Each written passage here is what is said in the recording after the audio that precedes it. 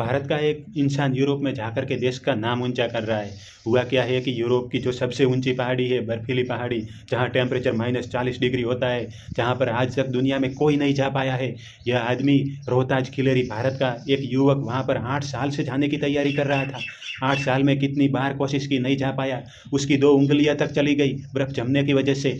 आपको पता है कि बर्फ में जान का खतरा होता है। ऑक्सीजन कम होने की वजह से या फिर शरीर का कोई अंग अगर खून जम जाए तो वहाँ तो उसे काट कर अलग करना पड़ता है।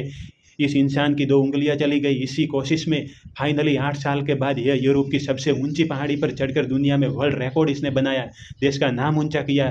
तो एक चीज़ इससे समझ में आती है कि अगर कोई काम दुनिया में किसी ने अब तक नहीं किया ना, तो इसका मतलब यह नहीं होता है कि वो काम काम ही नहीं हो सकता। सोच के देखो ना, चांद पे भी पहली बार कोई गया, एटम बम भी पहली बार कोई ने बनाया, न्यूक्लियर बम भी पहली बार किसी ने बनाया।